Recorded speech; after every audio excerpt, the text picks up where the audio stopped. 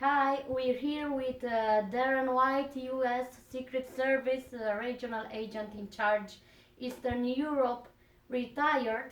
We're here in his office from South Carolina, U.S. Hello, Darren. Hi, nice Thank to you see for you. the interview. Thank you, you're welcome. Good to see you, welcome. Bunvenit, Thank you. mi casa.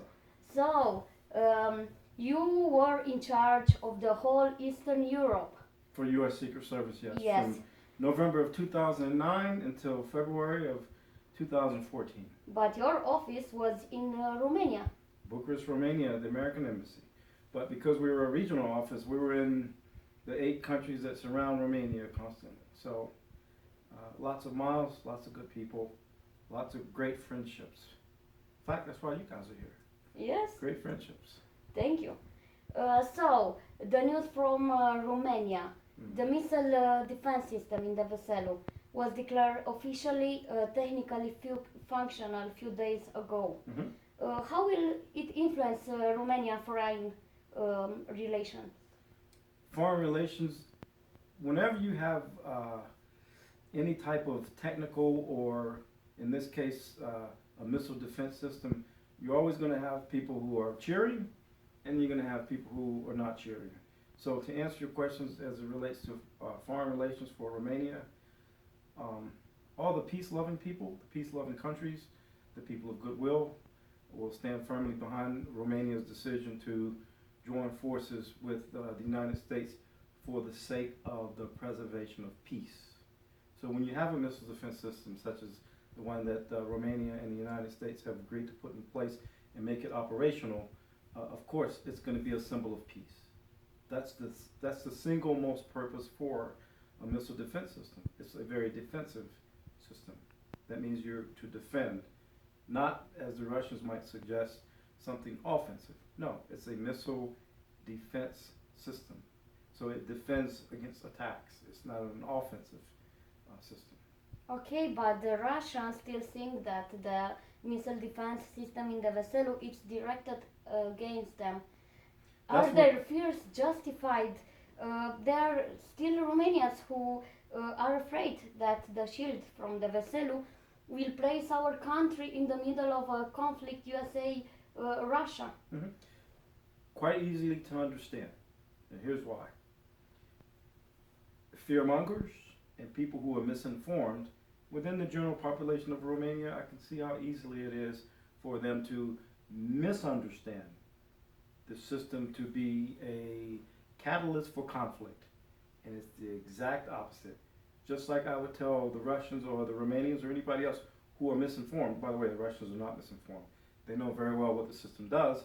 There may be some jealousy on the part of the Russians where it comes to the strength and the partnership of Romania and the United States.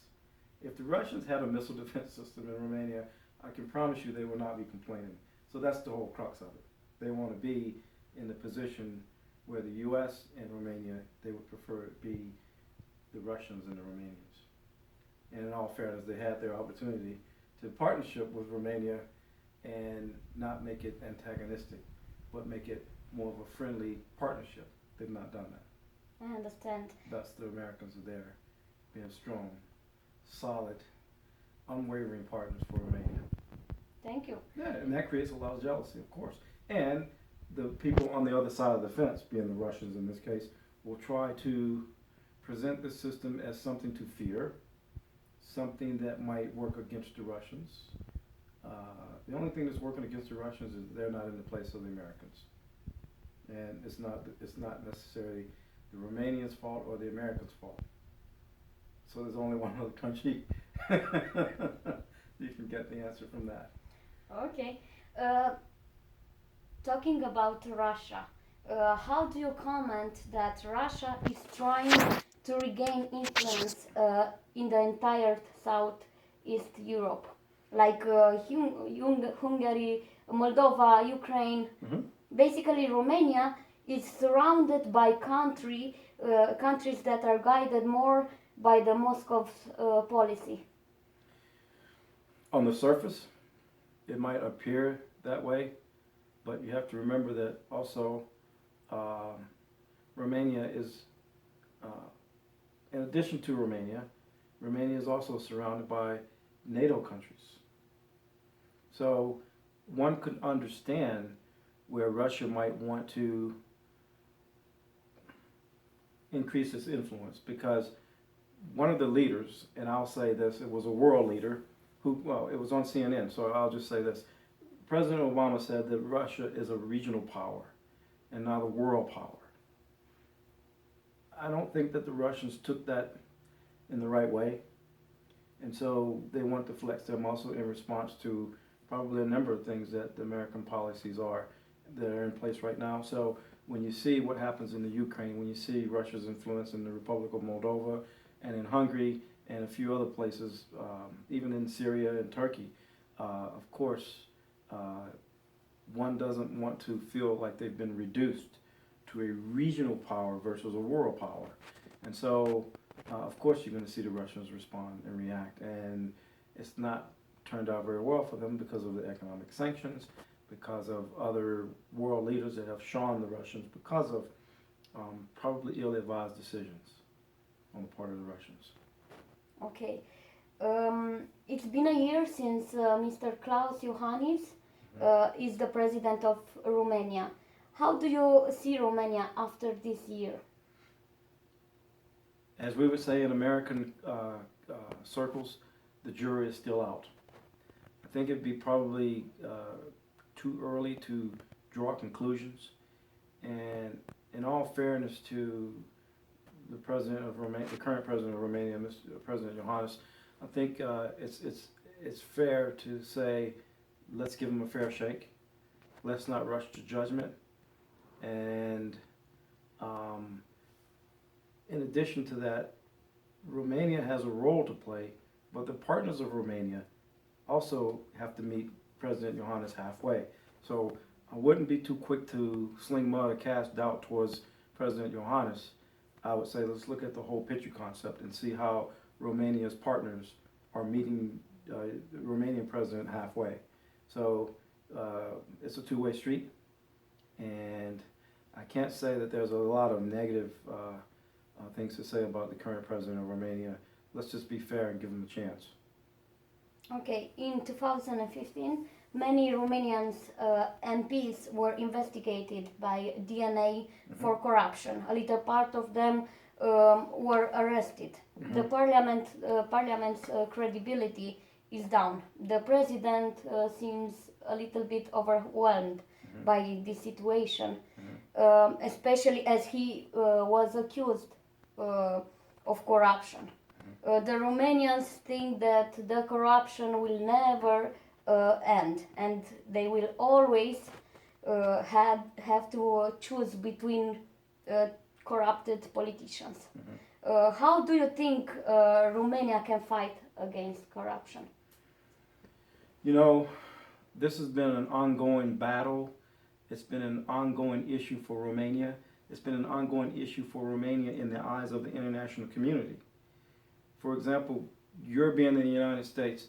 If someone said, hey, there are two Romanians over there, people will automatically think, oh, there's cyber criminals, or there's corruption going on, or there's some thefts going on. That stain on innocent Romanians in the eyes of the international community, it goes directly back to the leadership of Romania, or the lack thereof. You have too many people pointing fingers, and nothing's getting done. For example, just recently you saw something in the press where the American ambassador was speaking to President Iohannis saying, hey, what about corruption? That falls at the fault of the United States. It also falls at the fault of the Romanians. Because time and time again, all you hear is talk. Nothing's been done. And when I was there, actively as the regional agent in charge, based out of Romania, time and time again, we have these discussions with the Romanian leadership. Part of the problem is the Romanian leadership, because they're not doing anything about it. And what happens is that people in leadership positions outside of your parliament, they point to the parliament as the problem. Because members of your parliament are certainly corrupt. Everybody knows it, but nobody's doing anything about it. I wrote a blog saying, hey, and I took a lot of heat for this. It's still part of the answer, part of the solutions. I think it's embarrassing And I think it's unfortunate that folks outside of Romania have to come in and take a leadership role in order to stamp out the corruption. Because what happens is, when the people of Romania go through an election, it's what we call pick your poison. When you get rid of one corrupt member of your parliament, the people in line to take his or her place, they're even more corrupt. So this vicious circle of corruption in Romania will continue. My suggestion was bring in a Brit, a member of the British political community, an American, a German, and maybe someone from Italy or Spain. Have them come in and see if this plays in Romania. Everybody's going to go ballistic because they're going to say, oh, wait a minute, somebody outside of Romania is going to come in and be a part of the parliament in order to stamp out the corruption. If you don't do that, look at where we are now. Look at where we were when I made those comments, and I got all kinds of hate-filled messages from the Romanian community. So that's part of the problem as well. When you talk about solutions, and when I said bring in non-corrupt entities like Americans, Brits, Germans, Italian, Spaniards, and then you're going to have a presence of non-corrupt. Because right now in the Romanian parliament, what you have is a corrupt amongst the corrupt. And you know what? They can say all the hateful things about me as they want. But they're not coming forward with any solutions. Nothing that's workable. You know why? Because it's still very corrupt. So, to spew hatred against me, because I'm coming forward with a viable solution, the only thing they can do is spew hatred because they have no answers. That's not leadership. That's why it's still corrupt, and it's going to continue to be that way until somebody with the intestinal fortitude or the backbone to say, hey, wait a minute, that American guy was right. In order to stamp out this corruption, we got to bring in non-Romanians. It's sad, it's embarrassing, but it's the truth. Okay. Exactly in this moment in Romania, there are rumors that the Minister of Justice won't give another mandate to Laura Kövesi as chief of DNA. How do you comment? You know, we have to do two things. We have to have a fair assessment of Kövesi's performance. And then the second part of that is that who are you going to replace her with and why? What are their credentials? Because the worst thing that could happen is if you replace Kövesi with someone who is less aggressive, less intelligent, less determined, and not objective in going after corruption because it's such a critical position, because Romania is rampant with corruption. So you almost have to question every single move and find out what the motive is. Once again, when we talked about going after proceeds of a crime, or fruits of a crime, or asset forfeiture, asset recovery, we brought in specialists, and Romania rejected it because they were too corrupt. So, in other words, when we had the conference on corruption and corruption and asset forfeiture, Romania wanted nothing to do with it because we were going to go after the bad guys, and it would have revealed or identified too many corrupt politicians who were on the take, judges included. So it's a very sad situation. Romania is a part of the problem, by the way, because they wouldn't allow their partners to come in and help clean it up. Why do you think this happened? Well, because the people who are corrupt are the ones who are running the parliament and throughout the cabinet positions across the country. If they cut down the corruption, then they cut their cash flow because they're benefiting from it. The judges, prosecutors, all of them. We know it because we were embedded there and we know exactly what's going on. So why would judges, prosecutors, parliament, and Romanian leadership, why would they cut their cash flow? Because it's the greed factor. They are so intent on getting what they can get. And then poor people in Buzău, the poor farmer in Buzău, who makes, a couple of lei per day just to get by to feed his family. And then you got corrupt politicians who are living high in Stujardi, driving around in a car that's worth 300,000 euro. I know because I lived in Stujardi. So I'm not making this up. I'm not going out for rumors. I know. I lived there and I saw what happened. We know what's going on. Romania needs to clean it up. They're not going to. You know why? Because the cash is flowing. And it's flowing in the hands of the corrupt people who are ruining Romania. Romania is such a beautiful country. great people, great history, great terrain. The geography is great. Romania has 41 counties. I was fortunate enough to visit 35 of them. Great people. The best people to be around are the ones that are hardworking, honest people. And then you go to the parliament, 85% of the parliament is corrupt. All of them are taking bribes. They know it. They get mad when I speak out against it. The United States needs to be more aggressive in holding Romania accountable. And there are tons of ways we can do it. We need the right leadership as well. Don't just point all fingers at Romania, because Americans are just as guilty for turning a blind eye to it and then having a conversation, walk away, and then the corruption starts again. What happens is when we call out Romania and call them on the carpet about corruption, they chill out for a little bit. And they're, okay, hey, the Americans think we're doing something about it, and then they go back to business as usual. That's a lack of leadership on the part of the Americans. Don't just dump everything on the part of the Romanians. No. America needs to step up and do its part. Because if the Romanians find out that their biggest partner is serious about the corruption, they know it's just talk. So if the Romanians know it's just talk, then they're going to blow us off and not take us seriously. Yeah. Well, Okay, Europe has been affected in 2015 by the influx of the refugees from Syria. Yes. In your opinion, what is the path that Romania should follow on refugees? I don't want to sound cynical, but I do know that there's an influx of refugees. From a leadership position, one has to put themselves in the shoes of the people who are homeless, the people who are fleeing the violence, and the people who are political refugees. And they are the victims of other people's fighting. But before Romania can really help other people, Romania needs to help itself. The more you can help yourself, then you're better able to help other people. Romania's got to start from within. Don't try to reach outside of your borders when you're not ready. I'm not saying turn a blind eye to people in need, but Romania needs to fix itself first. Because in the eyes of the international community, Romania's credibility is dipped. And it is dipped because of corruption.